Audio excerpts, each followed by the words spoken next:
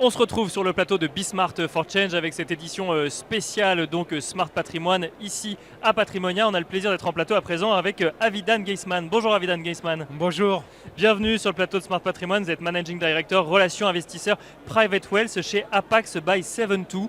Je vous propose qu'on s'arrête un tout petit peu au début sur ce nom Apax by 72. 72 c'est le nouveau nom de Apax Partners qui a changé de nom il y a 2 ans. Mais alors Apax by 72 c'est un label. Qu'est-ce que c'est exactement ? Alors déjà, vous êtes très bien renseigné. En effet, 72 a changé, enfin Apax Partners a changé de nom pour 72.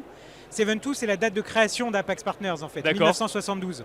C'est aussi une formule mathématique bien connue des mathématiques financières. C'est en 10 ans, si on fait 7% par an, on double son capital. D'accord. 72. Et c'est une promesse du coup chez 72 ou... Comment ? C'est une promesse également chez 72 ? Oh, on fait bien mieux que ça. Donc du coup, Apax by 72, ce label qui est dédié à nos investisseurs privés, au private wealth comme on appelle ça chez nous. D'accord. En fait, l'idée c'était de garder la marque Apax qui est connue et reconnue de tous, parce que absolument rien n'a changé par rapport à Apax Partners, c'est juste le nom qui a changé. Et en fait, maintenant, c'est vraiment une offre, une équipe et des outils, des reporting, du marketing qui est dédié à nos partenaires, CGP, banques privées, investisseurs privés qui souhaitent investir dans nos stratégies pour les accompagner eux-mêmes dans leur accompagnement en matière d'investissement en private equity. Absolument. Donc du coup, on a une offre qui est dédiée au sein d'Apax by 72. D'accord. On a une équipe de 4 personnes qui sont au service de nos interlocuteurs, donc des CGP, des banques privées et parfois même des clients en direct. D'accord. Et enfin, nous avons ces fameux outils. Donc on a simplifié, amélioré des outils qui sont fait pour ce typologie de clientèle avec des reporting dédiés, des événements dédiés, etc. etc. Donc l'idée, c'était vraiment d'aller vers cette clientèle et, entre guillemets, rentrer dans la vague de cette démocratisation de la classe d'actifs qu'on fait depuis déjà un long moment chez Apax et maintenant chez 72. C'est justement une des questions que je voulais vous poser avant de vous demander un petit peu quelles sont vos convictions sur le marché, comment vous l'analysez. C'est comment est-ce que vous vivez cette vague de démocratisation de private equity depuis quelques années à présent, cette volonté des investisseurs d'y aller, cette volonté des CGP d'en distribuer et les attentes qu'il peut y avoir aussi en matière de performance sur le private equity. Bien sûr, déjà nous on est un des pionniers sur cette démocratisation. Je parle vraiment du private equity qui était historiquement institutionnel. On ne va pas parler des FIP et des FCPI, vraiment ce qu'on appelait les FPCI, donc les fonds professionnels qu'on est en train de démocratiser en baissant les tickets d'entrée finalement et en automatisant plein de choses pour pouvoir accepter des plus petits tickets. Ça, chez nous, on le fait déjà depuis plus de 15 ans en réalité. D'ailleurs, la gamme des fonds qu'on faisait chez nous s'appelait Friends and Family. D'accord. Et comme son nom l'indique, on faisait rentrer des tickets plus bas à des amis ou voilà, à des proches pour qu'ils puissent être à nos côtés investisseurs, puisque nous-mêmes, nous sommes investisseurs dans nos propres fonds. Bien sûr. Ça, c'est la première chose. Comment on voit cette démocratisation ? D'un très bon œil, en fait. Historiquement, les tickets étaient élevés, la réglementation empêchait des investisseurs privés de rentrer dans cette classe d'actifs qui était peut-être différente des autres classes d'actifs. Elle n'est pas plus compliquée, elle est juste différente. Mais elle était moins connue. Moins connue, mais le fait de l'appréhender, c'est souvent un peu plus compliqué parce que voilà, c'est des nouveaux termes, des nouvelles façons d'investir. Et donc, nous, on a vraiment mis les 2 pieds dedans en créant, alors historiquement avec nos fameux Friends and Family, c'était des feeders. Et puis, depuis 5 ans, avec le FCPR, APO, on en parlera probablement après, où là, on peut rentrer à partir de quelques milliers d'euros en assurance vie française. D'accord. Nous, notre conviction, c'était de dénaturer le moins possible la classe d'actifs, malgré le fait qu'on baisse ses tickets d'investissement. Et comment on a fait ça ? On n'a pas fait de fonds, on n'a pas fait de multi-stratégie. On reste vraiment droit dans nos bottes sur nos stratégies et on fait ça avec des fonds de co-investissement en direct dans les participations. Donc vous investissez, enfin 72 investit et les clients de Apax by 72 investissent également, c'est ça ? Également aux côtés des clients institutionnels. Absolument. Un mot encore sur cette démocratisation. Démocratiser au grand public ou en tout cas aux épargnants l'accès au private equity, ça implique aussi un partenariat avec les distributeurs, les conseillers en gestion de patrimoine qui eux-mêmes doivent, 1, développer des convictions sur le secteur et 2, être capables d'accompagner leurs clients. Est-ce que c'est un défi pour 72 ça aussi ? Absolument. Et c'est pour ça qu'on a créé une académie, une Apax Academy, où on va vers nos distributeurs, nos partenaires et les futurs partenaires pour leur expliquer la classe d'actifs dans son ensemble. On ne parle pas forcément que du LBO. Bien sûr. Nous, Seven2, on est spécialisé dans le LBO majoritaire, on en reparlera juste après. On parle de toute la classe d'actifs parce que c'est une très très grande classe d'actifs avec beaucoup de possibilités en termes d'investissement pour que nos investisseurs, nos distributeurs puissent bien appréhender la classe d'actifs, la comprendre. Parce que je comprends tout à fait un distributeur qui me dit, moi quand je ne comprends pas, je n'investis pas, et heureusement oui, d'ailleurs. Bien sûr. Oui. Et ben, nous, on est là pour les accompagner sur cette compréhension de cette classe d'actifs pour ensuite pouvoir avoir les armes pour pouvoir expliquer à leurs clients que ça a toute son importance de diversifier encore plus leur allocation avec une nouvelle classe d'actifs. Avidan, je vous propose de rentrer dans le vif du sujet à présent. 2 questions en une. 1, quelle vision du marché à l'heure actuelle du private equity? Et 2, qu'est-ce qu'on propose chez Seven2 pour accompagner les CGP dans le contexte de marché actuel qu'on pourrait décrire comme incertain, difficile ou changeant. Enfin, après, ça dépend effectivement des convictions de l'un et l'autre, mais analyse du marché et conviction de Seven2 pour accompagner les CGP. Alors, le private equity a connu 10 années exceptionnelles entre 2010 et 2020.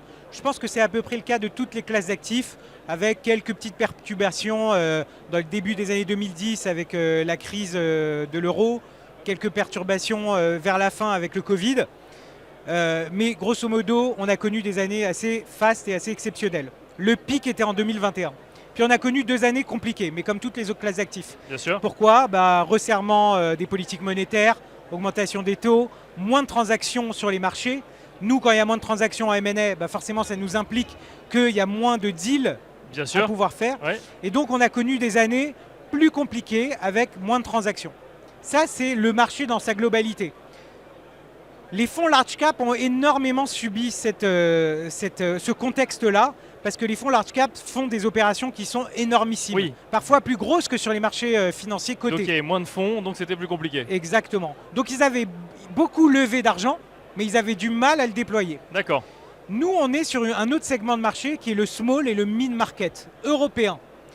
Donc on a connu une année avec un tout petit peu moins de transactions, mais on a quand même, sur 2022-2023, eu une petite pause en termes de transactions. D'accord. Mais heureusement, 2024 est arrivé, il y a eu un assouplissement de la politique monétaire. Et tout de suite, c'est reparti. Et tout de suite, c'est reparti. D'accord. Pour donner un exemple, en 2024, on a fait 5 acquisitions dans l'année. On a fait 3 sessions. On a distribué 500 millions d'euros à nos investisseurs. Donc finalement, c'était une année qui était beaucoup plus dynamique en fait que les 2 années d'avant. D'accord, donc il y a eu une sorte de rattrapage un peu, si je comprends bien. Exactement, une sorte de rattrapage. Le private equity, c'est une classe d'actifs, il faut être patient. Il y a des bons millésimes, il y a des moins bons millésimes. Et les années sont très importantes en fait pour nous. Il peut y avoir une année avec une politique monétaire qui est resserrée, des taux qui montent. Nous, on fait du LBO, donc on met du levier en fait dans nos opérations. Bien sûr. Donc parfois, ça ne vaut peut-être pas le coup tout de suite d'investir et d'attendre un petit peu. Et inversement, il y a des années où il y a des excellents points d'entrée. Et là, on va investir un peu plus. Il y aura plus d'opportunités également. Et il faut savoir que sur le marché du LBO européen, en moyenne, il y a 150 transactions qui se font par an. Nous, on en fait 1 à 3. Donc on a le plaisir de pouvoir être extrêmement sélectif dans ces opérations-là. 2025 s'annonce très bien. Le premier semestre, pas de baisse de taux. On reste sur une dynamique qui est plutôt positive. On voit que les prix se sont légèrement érodés, ce qu'on appelle les multiples d'EBITDA, c'est les prix à l'entrée. Donc se sont légèrement érodés et du coup ça nous donne des opportunités à nouveau pour investir. Donc on est ravis d'avoir annoncé en début d'année un investissement dans notre fonds Small. D'accord. Et là, il y a quelques jours, on a annoncé un autre investissement en Allemagne dans notre fonds Mid Market. Donc si je suis CGP et que je nous écoute ici et que j'ai envie d'investir via une solution Seven2, je peux investir via un fonds en small caps, via un fonds en mid cap. Il y a d'autres solutions qui existent également ? Alors oui, il y a d'autres solutions, mais déjà pour reprendre ce que tu viens de dire, il y a un fonds small cap qui est en cours de levée actuellement. Le fonds mid market n'est pas en levée. Donc en fait, il y a des fenêtres en réalité pour investir. Donc aujourd'hui, on a un fonds small cap en levée qui est en toute fin de levée. D'accord. Le prochain, ce sera le fonds mid. D'accord. Juste pour donner une idée, le fonds small, c'est le 6e millésime qui s'appelle Développement Fund 2.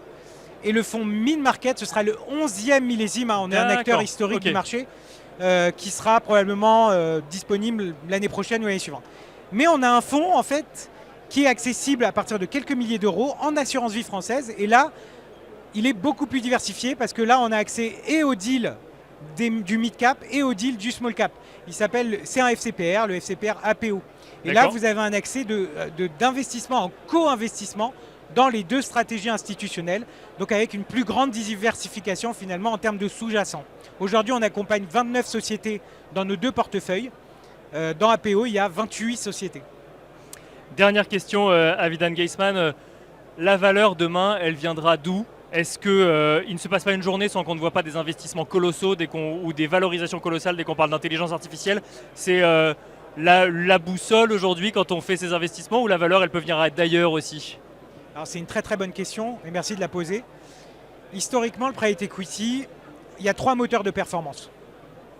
Il y a le levier financier avec le LBO.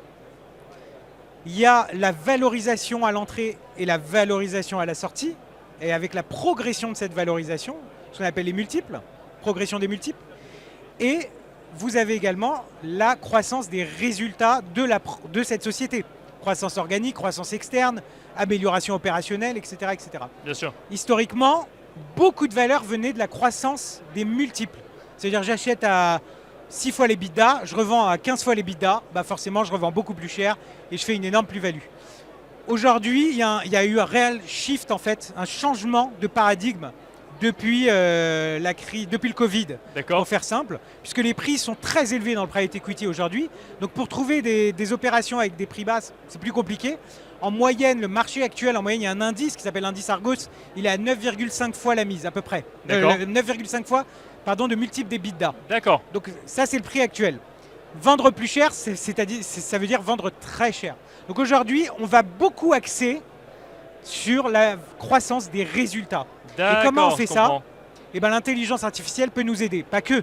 Mais l'intelligence artificielle, aujourd'hui, c'est un sujet majeur pour les fonds d'investissement. Et nous, on l'a pris vraiment à cœur, puisqu'on a recruté récemment, nous a rejoint récemment l'ancien directeur de l'Institut de recherche et développement du BCG sur l'intelligence artificielle, donc un ponte du sujet, qui vient aider nos entreprises dans lesquelles on est investisseur et les accompagner sur le déploiement d'IA générative, d'intelligence artificielle, de digitalisation, de transformation digitale des sociétés. Mais il n'y a pas que ça, il y a la croissance organique, la croissance externe, travailler sur la tarification, rentrer sur des modèles SaaS avec abonnement pour avoir de la récurrence. Tout ça, c'est de l'amélioration opérationnelle. Et on travaille là-dessus tous les jours pour faire de la croissance organique et de la croissance externe. Merci beaucoup Avidan Geisman de nous avoir accompagnés ici dans Smart Patrimoine à Patrimonia. Merci à vous également de nous avoir suivis. Je vous dis à très vite sur Be Smart for Change.